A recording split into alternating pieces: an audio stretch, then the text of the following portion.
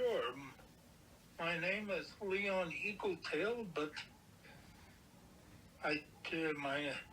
my enrollment is Leon Birdtail, and I changed my name to our original name of Eagletail. The BIA misinterpreted our name as Birdtail instead of Eagletail.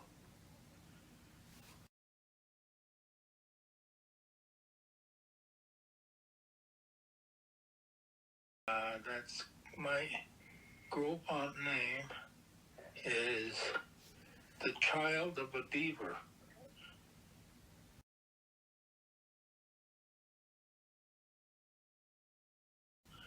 (1949), Fort Belknap Lodgepole.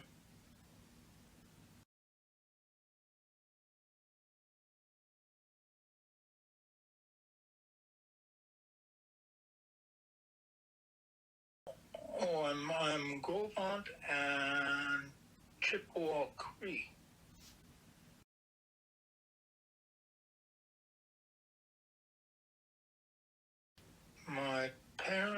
My father is James Birdtail, Sr. He was baptized in 1896, and my mother is Elvina Birdtail. Her maiden name is Marcette from Rocky Boy.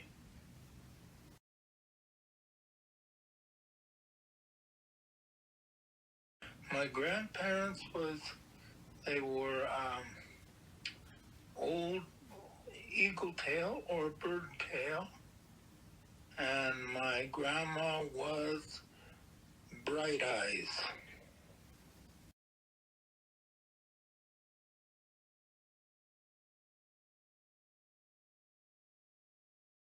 I got 2 boys and 3 girls. No, make it 3 boys and 3 girls.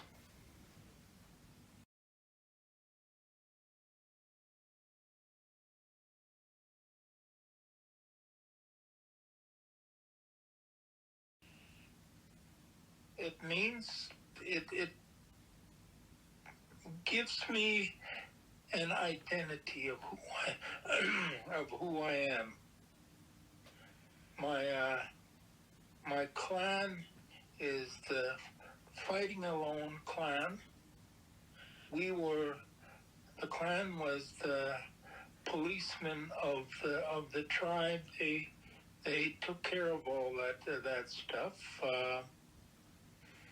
And my mother is Chippewa Cree, so I can't remember her affiliation with the clans, but she was with Little Shell.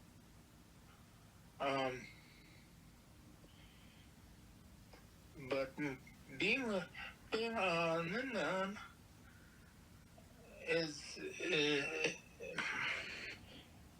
really important for, I guess, recovery from genocide of our tribes. And it is really important to identify who you are as a family and as a tribe, because of how alcoholism hit the families in about 2 generations ago. Everybody, not just one family, but all families were affected by it, and it brought shame into the families. And by being Ninan, it helps to oversee that, to see the next, to identify with the previous generation. Like with my father's uncles, and his relatives and that stuff before alcoholism hit the families back in the 30s and 20s and that stuff, because alcoholism hit the families when the boarding school behavior became a social norm in our families. And to deal with all the abuse of the boarding schools and genocide, found that alcoholism was a way to deaden the effects, the trauma. So I really identify with my Aaniiih, and it has really helped me when I'm living, that I live off the reservation. It gives me identity of who I am and who my family is. Like my father's blooded uncle is Red Whip, and he's a very well known Grovant Aaniiih warrior, and also his grandpa was Eater, or contemporary they called him Running Bear. So all that has really helped me in my life. Like I got a master's degree. I was an electrician. I learned that while I was off the reservation, because I left Fort Belknap pretty much when I was about 15, 16 years old. And I started to learn how to better myself, to continue the fight of being Aaniiih and not surrendering. Most of the people, my opinion is, most of the people that have surrendered, they lived on the reservation, within the reservation boundaries, and they didn't function off of it because a lot of their self-esteem and self-worth was taken away. So few of them left, and they went back and just, I guess, resigned to live without. But there's us warriors that continue to live the way we used to live years and years ago, by not being in what I call an internment camp. My dad, he was baptized in 1896, so I knew some of the old ways. We weren't the hang around the Fort Indians. We lived away from the agency, and we survived. I used to go with my dad to visit his friends, and I didn't know they were elders at that time, like Old Tall Jack, or Iron Man, White Cow, Old White Cow, Joe White Cow, Josephine White Cow, John Hetzlass, and all those. So, and I'd listen to their stories. They would tell stories. One was about how we got our big lodge or our Sundance and our little lodge. That is not written by any white man, because our people, our elders, never mentioned that in those books that like Virginia Flannery's book. That is so Catholic influence that some of the stuff that I read in there is, I said, geez, I don't remember that. I remember stuff like that. And it is really really something that people nowadays, they want to follow, like the term when they say that they want to, when somebody passes on, big sand. Well, that isn't true. That's what the Catholic religion taught the people that were quoting that. The big sand is what they refer to Israel. We don't go to Israel. We don't go to Israel. My great-grandpa,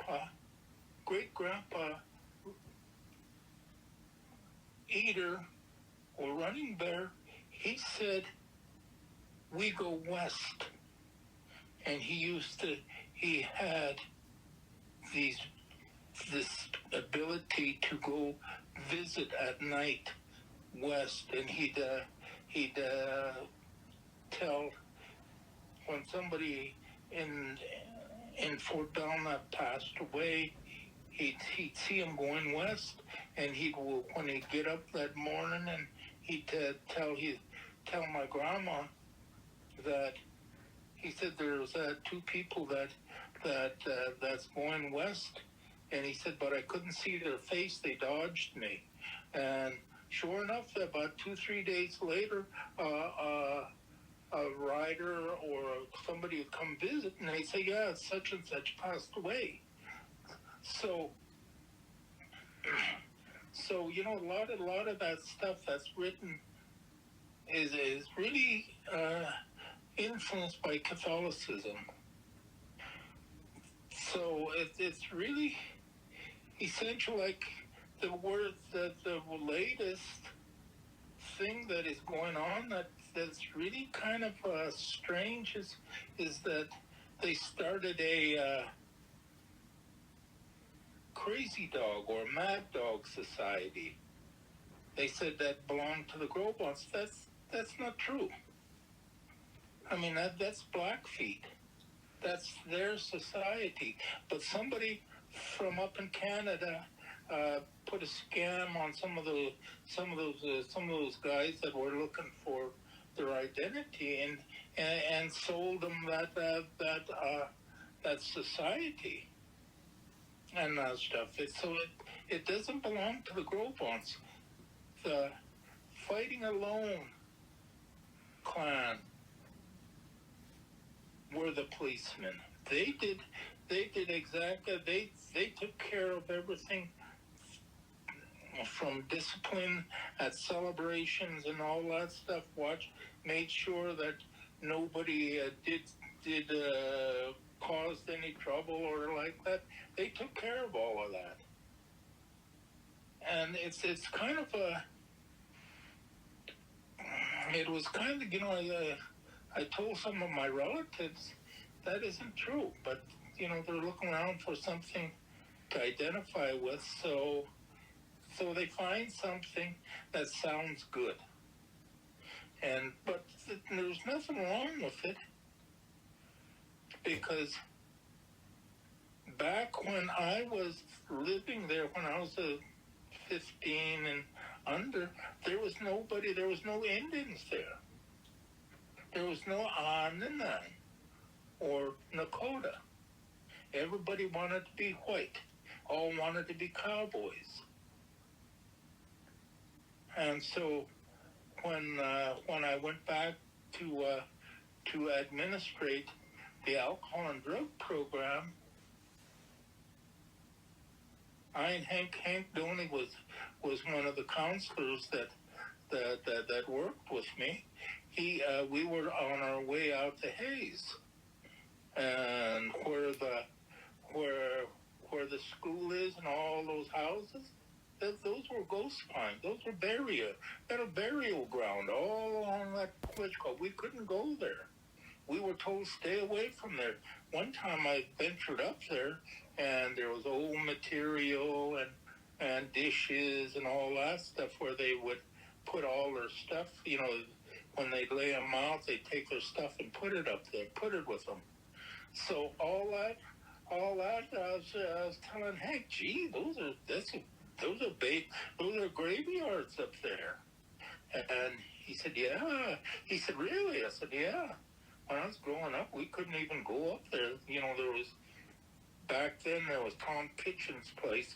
Rather than Grenville Hawley had that whole flat area, and the pine the pine bottom of the pines there. That's where all the old material and dishes and clothing and that stuff was all called there, all laid out there for the people that passed away. So I was telling Hank that, and he said, when you left here, he said, was there really any sweat lodges and that stuff? I said, well, there was two. There was one out at the big one that was Maine's, and one down at our place. I said, and that's it. He said, well, gee, he said, there's sweat lodges all over. He said, what do you think about it? I said, well, at least they're doing something. I said, when I left, nobody wanted to be an Indian. That's there's all along the pine ridge there, where it begins over towards where old Tom Kitchen used to have his place. All the bottom of the pine ridges there was burial. That's where you could, maybe you might still be able to go up there and find some old dishes, or unless they cleaned them all up, old dishes, old cloths, dresses, clothing, and that stuff all along there. So that, and another burial place is, where Dry Lake is? There's that saddle. Well, that's where my great-grandpa Running Bear was placed. They never, the old-timers, they never buried themselves in the ground. They just went and laid them out on on some kind of scaffolding or boards or something like that, and you can find those graves all over, especially out towards Lodgepole there in those hills. There's graveyards. There's graves put up. That's where they laid some of the people. Some of the ones that passed away. They'd put them up in there. They didn't bury them over at the mission and that stuff. They just laid them out and that stuff. So it's kind of how we adopted the white man's way. But there's nothing wrong with being buried in the ground, I guess. So that is where I used to ride horses all around there, and ride from Lodgepole down by the pines there all the way over to Hayes, to Kearns, to buy some groceries and that stuff, and take them back on a horse. So that is why I know all that area. They used to give instructions: don't go along the foot of those pines, because that's burial site. You have bad luck. So would avoid that and that stuff. And so it's kind of a strange, the old way is kind of strange, like taking care of the medicine bundles. I used to go with my dad when old Tall Jack had the flat pipe. He wasn't a carrier. He just took it for keeping. So did, and we'd go there and visit. And I'd have to sit there at a little table for hours while they talked and they prayed and they talked and that stuff. And I was given strict instructions not to even go close to that pipe or in the front of it. And so I had to sit. And they'd feed us, give us a little rice soup and that stuff. And it was good and that stuff. And it was really when I went back there in 1997 to administrate the alcohol and drug program, Joe Talljack had, or told Joe Ironman, well, they still have the name of Talljack, Joe Talljack. The Joe Ironman, he was not, even he said he was not the feather pipe man. That's the reason why it was outside of his house, in a little house out by his house there. So when I went to visit him, and I told him I come to visit the pipe. He said, "Oh, it's out there." I said, "Oh, really?" Yeah. So I go out there, and my God, it brought tears to my eyes. How they treated that pipe, how they treated that bundle. I mean, that bundle was so big that it looked like a great big yellow fat pig wrapped up and stuff, and cigarette butts laying all over. So I cleaned up the cigarette butts and stuff, and took them outside, made a little fire and burnt them. I went and talked with Joe Ironman. I was telling him, I said, when I'd go visit your dad, me and my dad would go visit your dad and that stuff, and that pipe hung over his bed. I said, we couldn't even we couldn't even touch it. I said, and nobody wrapped it. And he said, well, I'm not the feather pipe. I said, yeah.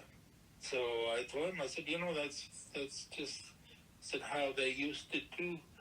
If they wanted to give the pipe, the bundle, a gift of cloth, they take it and they pray, take it over and pray, but they wouldn't touch the bundle. They'd pray, and they'd smudge it, and then they take it and put it out in the hills. Give it out in the hills. They wouldn't, and nobody does that anymore. I don't want to say the name of the bundle keeper that it was taken away from in the late 1800s. Yeah, late 1800s or early 1900s. Well, one of those right in that area, he was misusing it the same way in Chinook. So all the elders got together, and they went and they took it away from the care of the one that was carrying it. That was the keeper.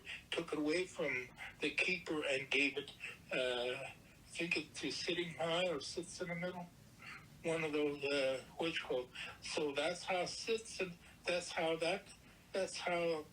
he got that. And then when he died, that pipe, that bundle was going to come to the Birdtail family, but my dad and uncle just wasn't the type to be the keeper, so it went to what's his name, Curly Head.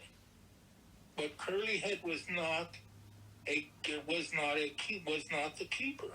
He just took care of the pipe, the bunner, and so did the old tall jack. So did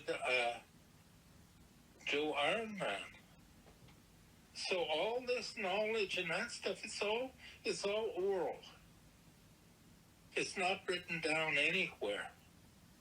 And that stuff that I know of. Maybe it is, but I don't know that. I haven't read anything about it. But that is what I would call like old the boy. That's my dad's brother-in-law. That's my uncle. And that stuff. I was there when the last time they used that flat pipe. And there was witnesses there when it was used. The witnesses were Fred Hallcoulter, Blaine Hay, Joe Plumage, and my mother, my dad, myself, and old the boy, and some of his family. His daughter was missing, and they couldn't find her. So he did the ritual, and he fell over, and he came to, and he told him exactly right where she was, and he even described that the birds were picking out her eyes. So Fred Hallcoulter, Joe Plumage, and Blaine Hay went and found that, went to the exact spot and went over this kind of a hill behind it and that stuff, and they found her exactly where he said he said she would be, and they found out who the killer was. And I don't want to mention the names because some of the families are still alive and that stuff. So it's kind of it is a things like that I've seen with my own eyes. I didn't read it anywhere. I wasn't told about it. I experienced this. I sat with the old white cow and John hits last and old Iron Man or Tall Jack, Luke Shortman, Joe John, all those old people. I used to go with my dad to visit them. They were his partners and that stuff. So all this, I didn't realize that this information wasn't being given to people, to some of the tribal members, like the story of Red Whip being fighting at the Battle of Greasy Grass or Little Bighorn. Nobody knew that story. And that, I mean, shoot, my uncle used to act it out, how Red Whip fought from that little coulee up to where Custer was and that stuff. And it's just something like that just nobody knew about that story. That Red Whip was over with the Arapaho, and the Arapaho got word that Northern Arapaho got word that everybody was meeting, or the tribe were meeting at Greasy Grass. So he went with them and fought right alongside of them. That's why for the last 3 years I've been meeting the Arapaho, the Northern Arapaho, and the Northern Cheyenne and the Lakota at Busby on the Freedom Ride. and that stuff. And I invited some of the people, and nobody wanted to come. I don't know why. Maybe it's because they don't want to get any information from me personally. I don't know. I mean, it would be a great, a proud thing for the tribe to participate in something like that, to be recognized instead of all that negative stuff that goes on and on and on about how people are drug addicted and all this other stuff. They got to start reaching for something that is positive. And not the white man way, but the Aaniiih way. It's something that should be really taught in the schools. Like the 2 stories that I gave to you, I said to you, those are not, I don't think they are in any books and that stuff. But those were the stories that I heard when I was a little kid, because we didn't have no television or anything. We had a battery radio, but we had to save the batteries for the Thursday night fights and the Grand Ole Opry on Saturday. So that was what we used that radio or the news for Paul Harvey at noon. I remember those switchbooks, but the old ones would tell stories. They'd sit there and they'd tell stories.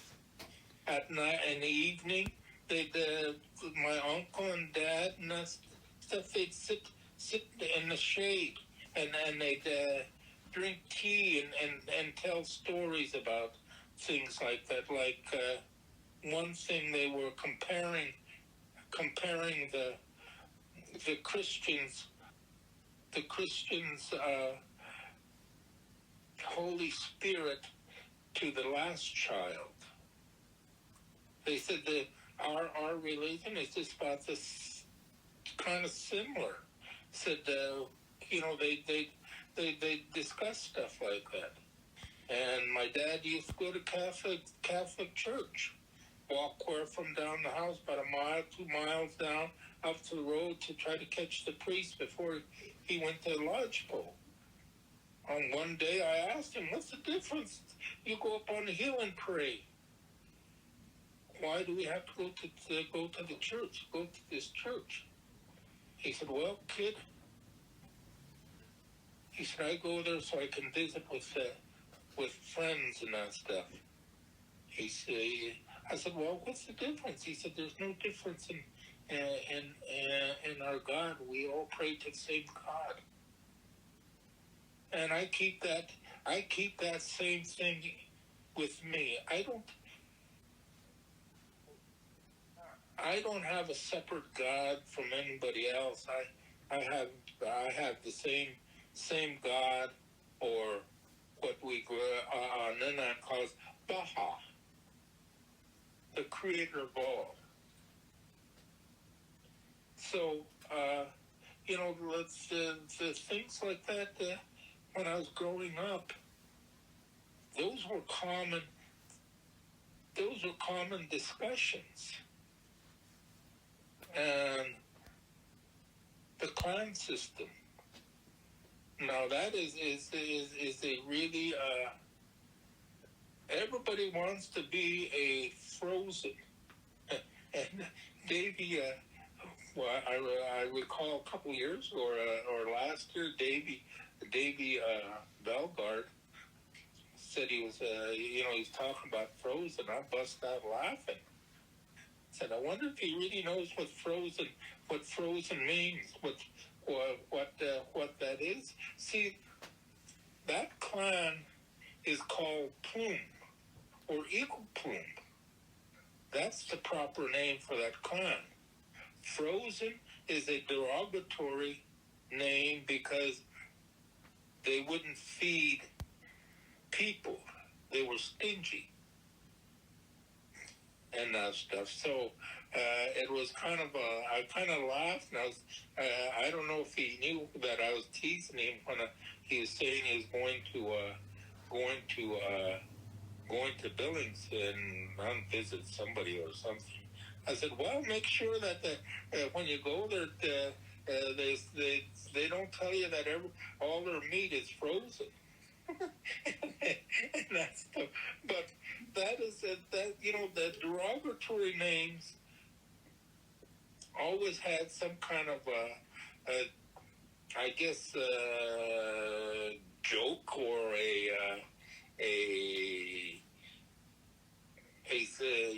it wasn't. You wouldn't go up to somebody back in those days and say, "Oh, you're a frozen."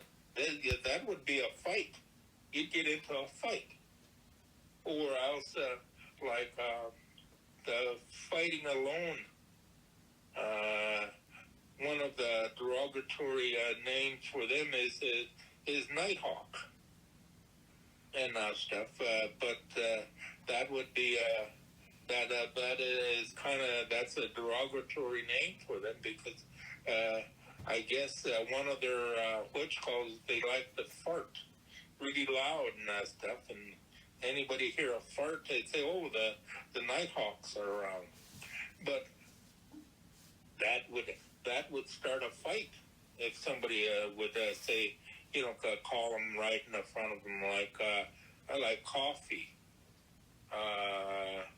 One time, I don't know, I must have been about 5, 6 years old. I called somebody a coffee ass, and boy, I got chewed out. Say, don't you let me hear you calling anybody that. That is not a good name. So, after that, I never said it again. So all these, all this stuff. I remember all of these. I guess stories and like the story about why we use pup at the feather games and how it is prepared. I know that. I know how it's done. And also about I don't know if you ever heard the elk whistle. That is I know the story about how we got the elk whistle and what it was used for. Just different stories like that. I'm planning on writing them all down. I just wrote the 2 down, and then I got a little tired of writing, and I just decided, well, I'll do it again soon and that stuff. But it's really or how Aaniiih brought summer to the Grovon people, and how Aaniiih got rid of the little people. So this those stories. I don't think they're written down, written anywhere. Maybe they might have, but those are the stories that I remember. Just thinking of, from the top of my, just comes up and that stuff. And like my, I know all my uncle's Grovon name. That is Wolftail. My dad's Grovon name is Buffalo Shirt.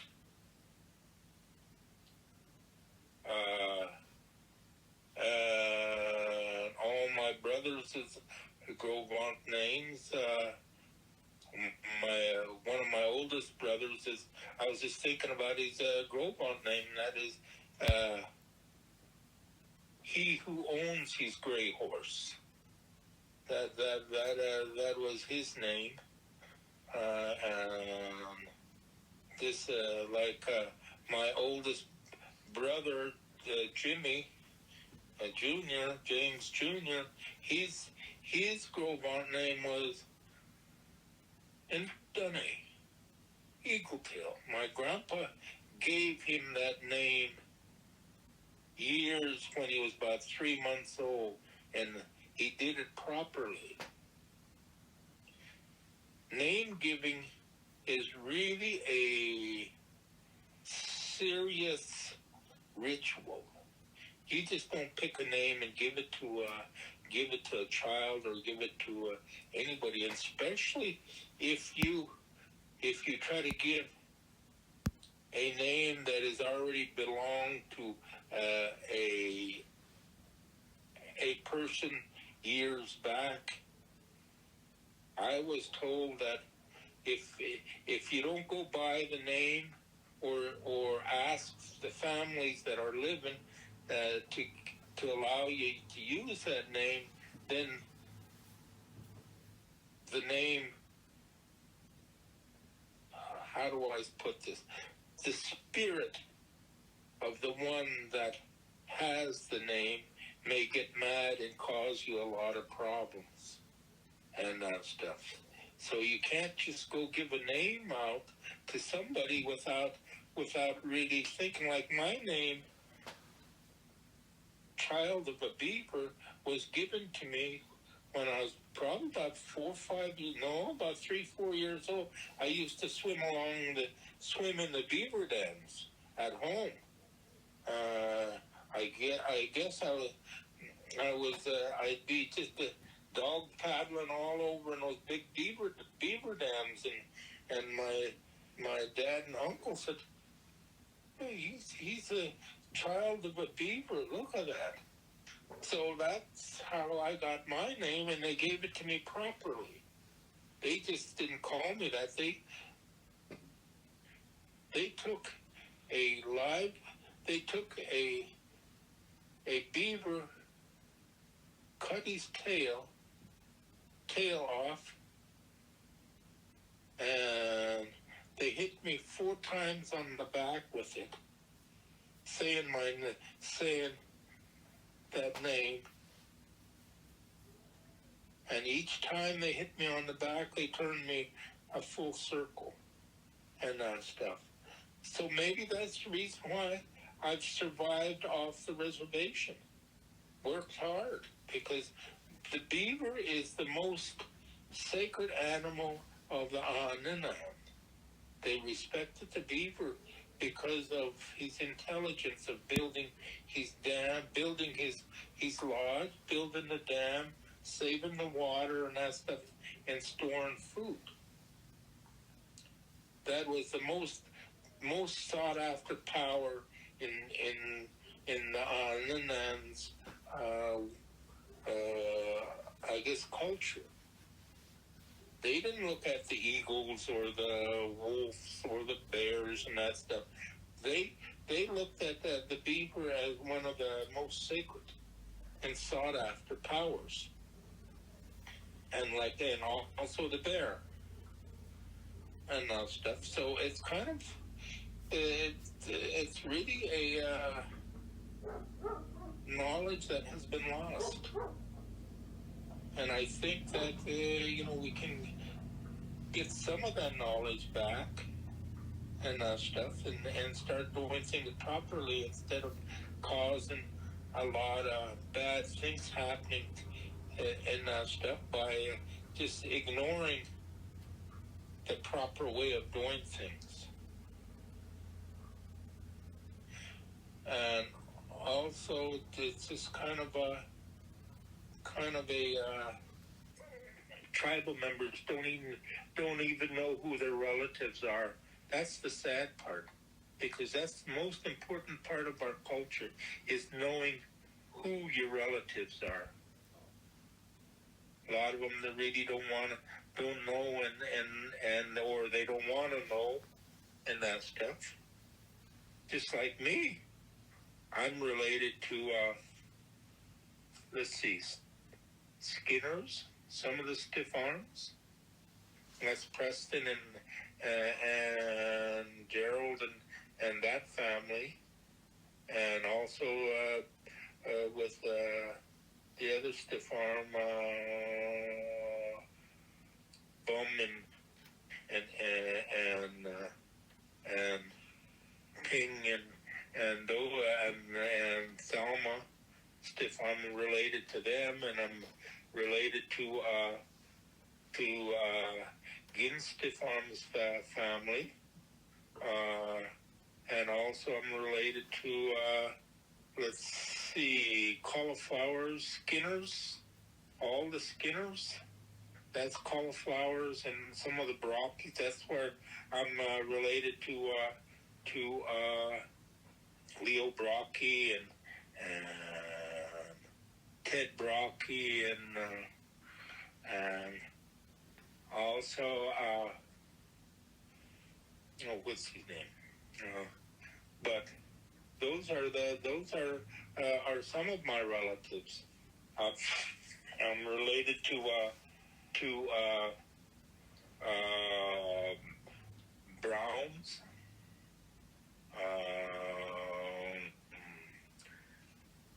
Junior Horse Capture is a blooded relative. And just Davy Belgard is related. I'm related to him. So it's sit down and I think about all my relatives who I'm related to, and geez, there's quite a few. There's quite a bit, quite a number of relatives that we're related to. I'm related to, but that's part of our culture. When I was growing up, my dad would say, "You are related to this one, this one, this one, this one," and he related to them through there, like the boys. The boy is my dad's brother-in-law. Ursula was his sister.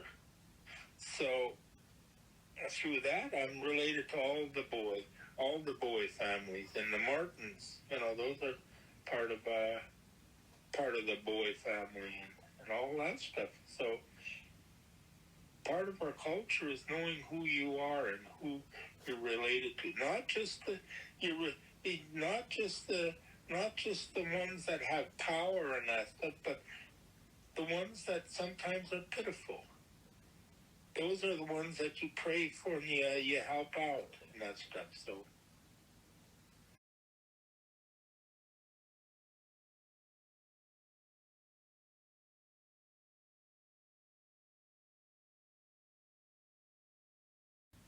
Oh yeah,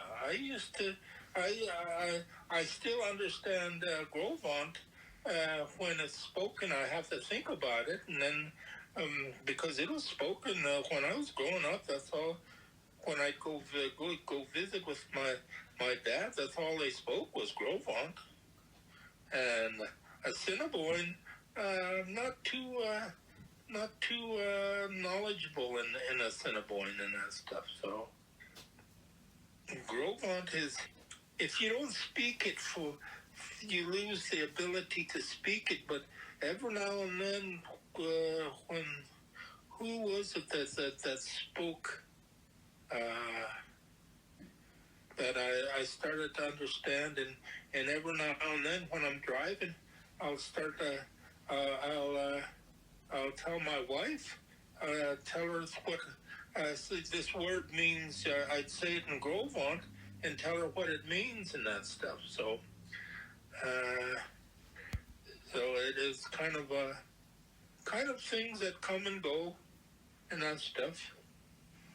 I kind of miss it sometimes, sitting thinking about it, saying, yeah, all that stuff is gone, and the Grovant I speak now is not really, it could be misinterpreted in some way, like Curly Head's Grovant name. Now, Babats, that was Curly Head's Grovant name. And when I said it, Joe Ironman kind of smiled, because if you just change just one little word, not word, but one little letter in there, it means something entirely different. And it's like, okay, Curly Head's name was Babats. But there's a word, a dirty word in the Grobon said Bahats. And then, that isn't really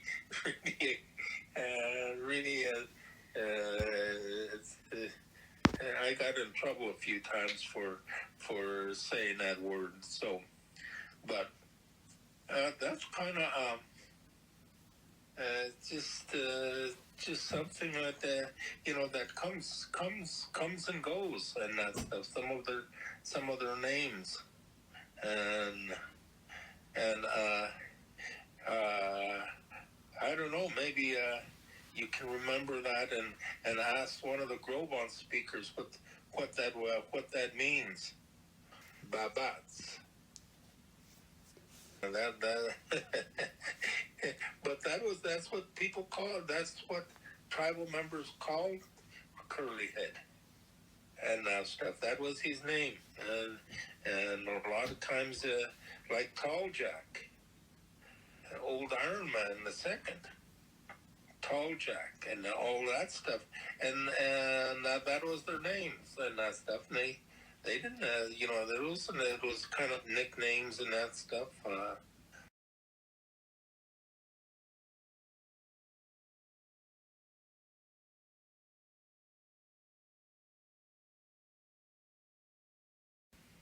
We didn't know we were poor because everybody shared. You'd go visiting, they'd feed you as soon as you came in. They'd start, giving you little food and that stuff. Because a lot of people would go visiting when they'd have no food, or they were pretty low. They'd go visiting, and everybody knew that it was just common. You'd cook as soon as they came in, and so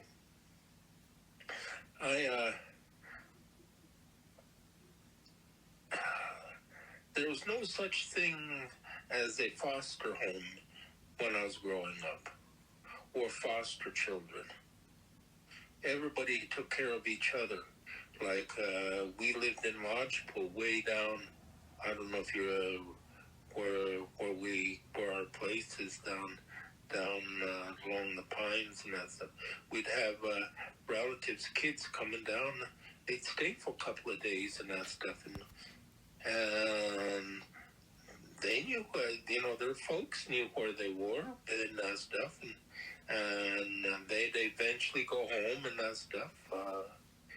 Like a couple of times, Bobby Longfox and Richard Longfox and that stuff used to come down and visit and stay.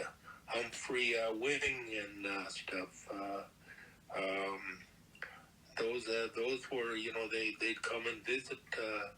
I guess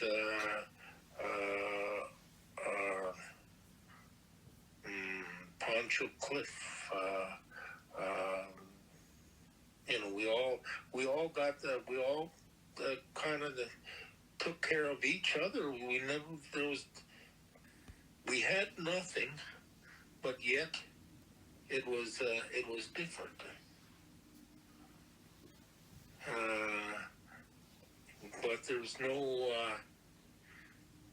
way to support yourself unless you were the hang around the forts, the working around the agency and that stuff, or Old Hayes and that stuff.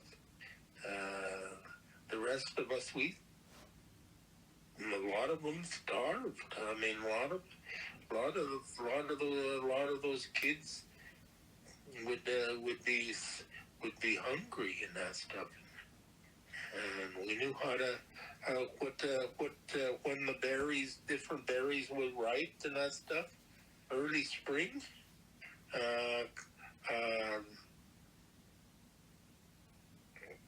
The berries that would be ripe and that stuff, and just different. We did when choke cherries were ripe and June berries were ripe, and when bullberries were ripe, and we'd go pick them and that stuff and eat them, and so it was living, just living off the land, and if a deer happened to come down our way, we'd hunt them down and have deer meat and that stuff. So, and deer was really scarce because everybody was hunting and that stuff. So, and so we survived. But when I got off the reservation, it took me a while to adjust to understand and learn how to get a job and what you have to do to get a good paying job. I was an electrician for the locomotives. I repaired those great big locomotives, electrical in those locomotives. And I can operate one up and down the track, and I know exactly what to do and that stuff. But then I decided I needed more education. I got myself a master's degree. That's the warrior in me. I feel that nowadays, back in my day, the warriors got off the reservation and started to survive and that stuff, because I don't know why, I call them internment camps now, but now I guess reservations are, I don't know, but they gotta change to where the people start getting healthy, or else it's just going to be the same way year after year, generation after generation. And identity is the most important part of getting healthy. Tribal members got to know who they are, good or bad. And that's a start. And I feel that what I called genocidal survivors' behavior, that is everything negative that we do to each other. We're our worst enemies. We destroy each other for no reason at all, just because they maybe a member might be getting a little getting healthier and making a little more, making a good life, starting to thrive. We tend to want to pull them back down, called the old crabs in a bucket syndrome. And also the Stockholm syndrome. That is where, when I was growing up, everybody wanted to be a white cowboy. They wanted to be like the white man. And I don't think any one of them have ever made to be white and that stuff. In fact, when I went back home in 97, I was surprised that a lot of the ones that claimed to be white were claiming to be no. I was thinking, gee, Well, last time I was around here, I got into a fight because my skin is darker than theirs. but that is the Stockholm syndrome. It is, you know, I was speaking with a Jewish lady that survived the internment camps in Germany, and she came to talk to me, and she asked me if I was a Native American Indian. I said, I sure am. She said, yeah. She said, your people and my people are so similar. And our people have gone through genocide. She said, the difference is why us Jewish people are thriving is that we start addressing the genocidal survivors' behavior. And you American Indians, you still live in those internment camps. And at first I was a little offended. Then I got to think about it. She is right. She said that the Jewish members that were in those internment camps, a lot of them turned to start acting like the German guards that guarded them.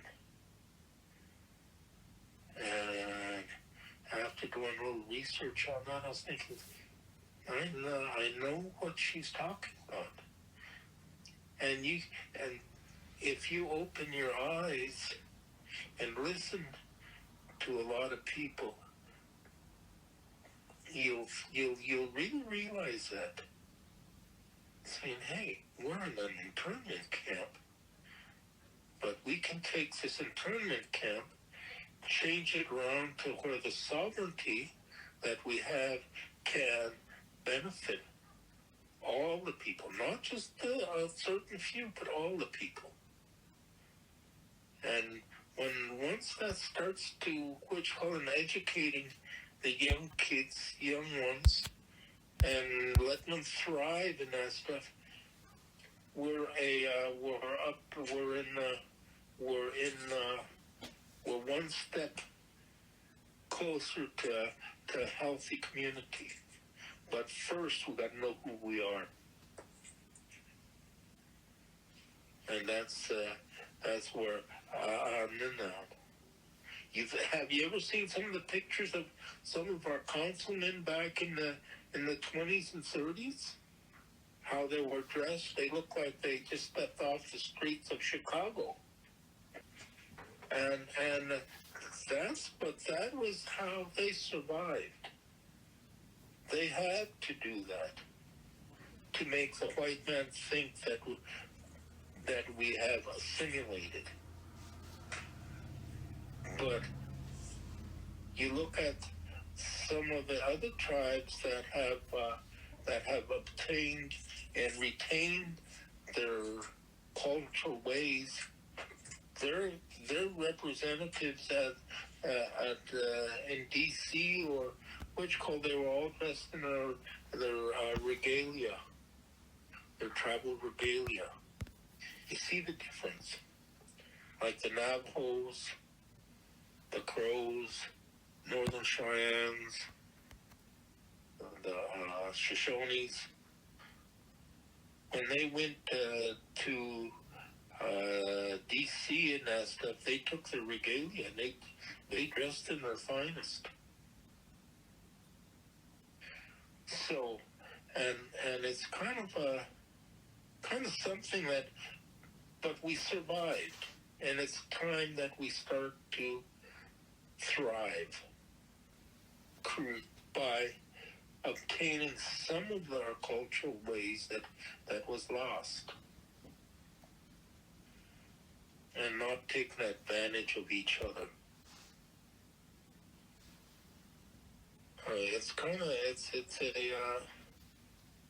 it's a really, really necessary.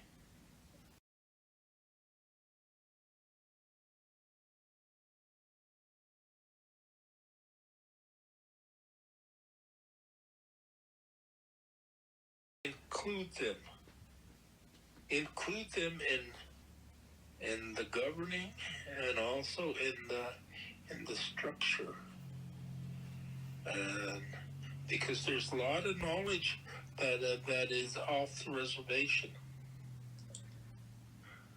a lot of cultural knowledge, and it's necessary nowadays that we tribal members that live off the reservation to be included. Be inclusive in decision making too, because we know what benefited us, and we know that it may benefit tribal members that are struggling, especially the young parents, because people my age, we've already did our thing and that stuff, and some of us didn't survive. The ones that I grew up, there's just one that survived that I know of, and that is Fudd Stiffarm. And even now, he's struggling. I grew up with him and a few others, and they're all gone, either by alcoholism or health reasons. Preston Stiffarm, he's gone. Gerald Stiffarm, he's gone. So we need to really look at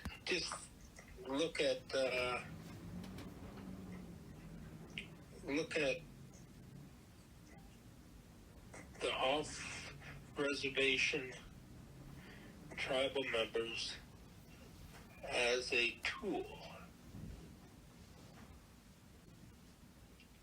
because if you really look around and find the successful ones that that live in the community, some of them have lived off the reservation, but most of them have just stayed there and benefited by living there.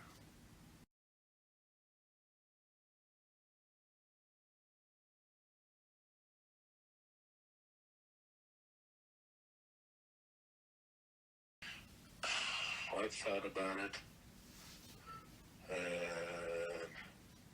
Healthcare, I'm a diabetic, so healthcare there is is not adequate. Because I'm not saying this just because I worked for IHS for a few years, so I know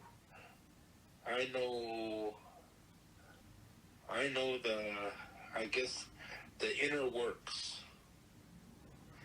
Like, there's a lot of tribal members that are passing away because of liver disease.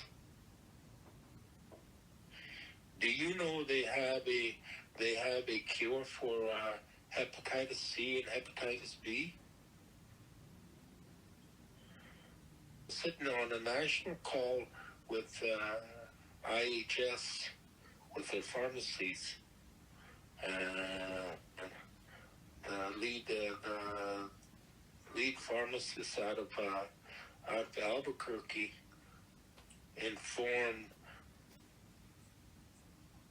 the service managers or service units that there was that hepatitis C and hepatitis B, there was a medication that they could get that can cure it if it's caught early or if it's in mid stages and that stuff. You know what the answer was by them? Said, "Oh, it's too expensive." And the guy from the pharmacist from Albuquerque said, "No, it isn't." He said, "Just contact me. I can get you it for next to nothing." And do some research. When I was down there administrating the alcohol and drug program, one of the processes I had them do is the clients had to go over to IHS and get a blood panel. That was checking for hepatitis C, hepatitis B, TB, STD, and cancer. Well, if I recall, about 85% of the clients all had hepatitis C and hepatitis B. And IHS knew it, and some of them passed away because of liver disease and that stuff. So that's all IHS has to do is get a massive start testing people for hepatitis C and hepatitis B, and start giving them that medication. And you eliminate the liver transplants. And for diabetes, for dialysis, the most common medicine that they give is metformin. And guess what metformin does? It causes the kidneys to shut down eventually, and they go on dialysis. And that's a known fact. I didn't discover that until about 3 years ago. I got off metformin because I was taking it, and I started doing research, and I talked with my doctor. I said, "Does metformin cause the kidneys to destroy your kidneys?" He said, "Yeah, eventually." So I got off of it, and guess what? My kidneys have healed. IHS knows this. But what do they give the tribal members? Metformin, because it's the cheapest they can get. That's the reason why I don't move back. Sure, I'd like to move back and visit with some of the old, well, shoot, I don't know if I know anybody back there yet. But some of my relatives and that stuff, be around them and that stuff. And I think about it a lot of times, like Phil and Sienna and Linda Azure, and they just buried my nephew Leonard today, and I couldn't make it down there because of the weather and that stuff. But I wish I was there. But then the medical is not good around there.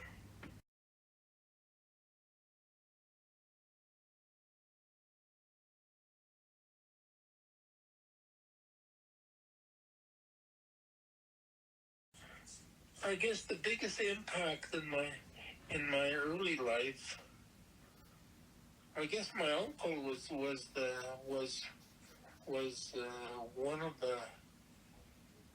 one made an impact on my life. My dad telling me in order to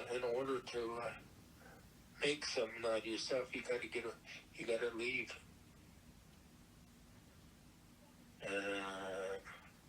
I didn't understand that until after I left, and I started to work and understand how to get an apprenticeship and go to school. I got my bachelor's, and then I got my master's, and later life, it was just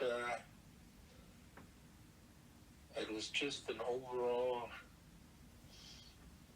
I guess the greatest impact was myself. Just don't want to live like that.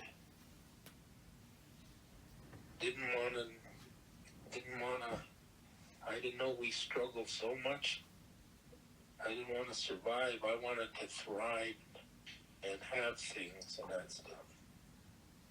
So, and my cultural ways. I remember when I first injured my back, this neurologist informed me, said, don't be surprised if you will be using a walker in 6 months. So all the medication that they were giving me wasn't helping. Guess what I did? I went out and I prayed. Every day, I went and I prayed. I'd walk and I'd pray. And I never did use that walker. I never did get that far. But that was using my cultural ways of understanding that there's more power in prayer than there is going to a doctor and getting medication.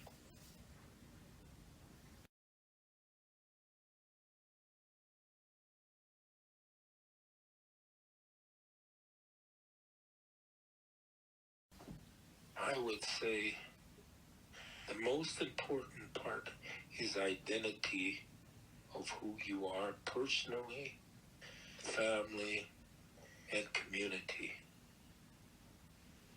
If you understand who you are, where you come from, you can withstand anything. And I don't mean just selecting powerful relatives. I mean the ones that are struggling too.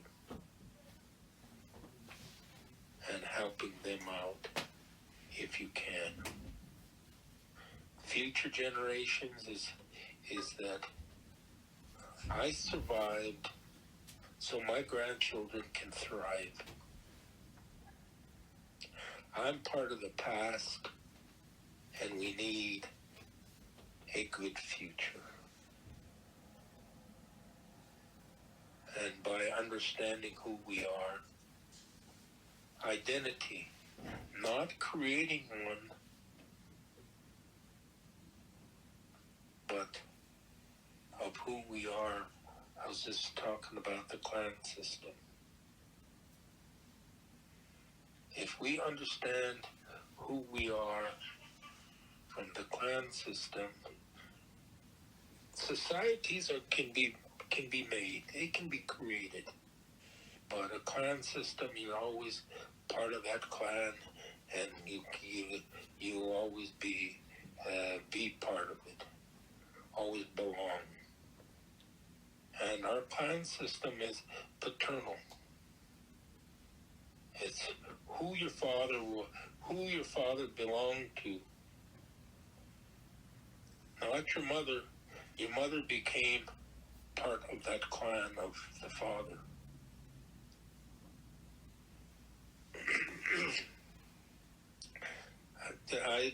What I would like to say to the future kids is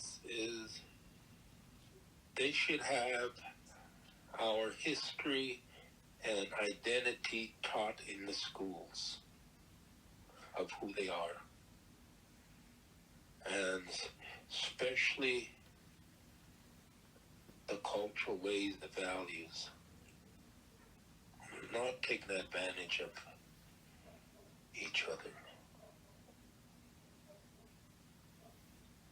Future generations, if we're going to survive, we have to know who we are, our identity. So that's what I would say to the future generations. Know you are. Know who your relatives are. No matter if that relative is sleeping on the streets. They're your relatives. They're your part of your blood. They're your blooded relatives. And you shouldn't be ashamed of them. You should be proud of them, saying, well, they must have struggled with a lot of stuff and help them. Just like one time, brought up what's called, I don't know if you remember Okie Allen. He's a relative of mine on my aunt's side. When I went back there in 97, I was coming out of the store, and I seen Okie. I hollered at him. Had a little change in my pocket, maybe $15, $20. I gave it to him. I said, you go eat. He said, I'm on my way right now. I said, thank you, my relative. He went right, hit the red for the restaurant. But I knew he was sick, and IHS TB was going around, and IHS didn't even go and find the ones that associated with the one that passed away with TB. And Okie Allen passed away with TB. I mean, that's so it's just, your relatives are your relatives, regardless